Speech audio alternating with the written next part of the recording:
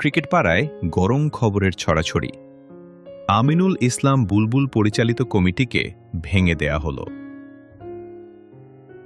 জাতীয় ক্রীড়া পরিষদ বা এনএসসি বিসিবির বর্তমান পরিচালনা পরিষদকে ভেঙে দিয়ে অ্যাডহক কমিটি গঠন করা হয়েছে। ৩ মাসের এই অ্যাডহক কমিটিতে তামিম ইকবালকে সভাপতি করে ১১ সদস্যের কমিটি ঘোষণা করা হয়েছে। মূলত এই কমিটি বিসিবি নির্বাচনের জন্য কাজ করবে।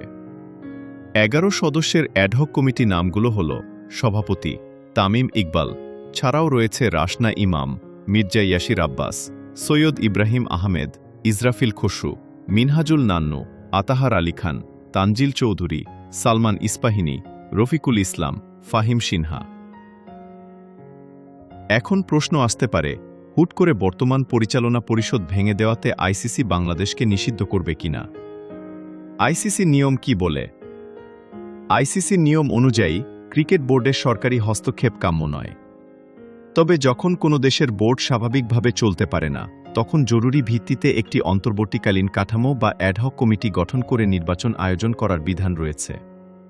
ক্রিকেটীয় কার্যক্রম সচল রাখতেই এই পদক্ষেপ নেওয়া যেতে পারে। আমিনুল ইসলাম বুলবুল এসেছিলেন দেশের অস্থির একটা পরিস্থিতিতে, যখন সব ক্রিকেট পরিচালকগণ পলাতক ছিলেন। মনে করা হয়েছিল এতদিনে ক্রিকেট পাড়ায় ভালো মানুষের পা পড়ল, ক্রিকেট এবার তরতর করে উন্নতি করবে।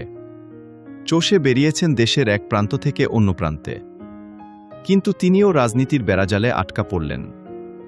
অন্তর্বর্তী সরকারে নির্বাচিত হওয়া বুলবুল বাহিনীর আজ পরিসমাপ্তি ঘটল। অনেকটা আদর করে এনে আলু ভর্তা দিয়ে ভাত খাইয়ে দেওয়ার মতো হল। বুলবুল হয়তো স্বপ্ন দেখতেন বাংলাদেশের ক্রিকেটের উন্নতির জন্য কাজ করবেন, স্বপ্ন বাস্তবও হয়েছিল। এখন আর স্বপ্ন দেখবেন না তিনি, স্বপ্ন দেখাও বাদ দিবেন আজীবনের জন্য।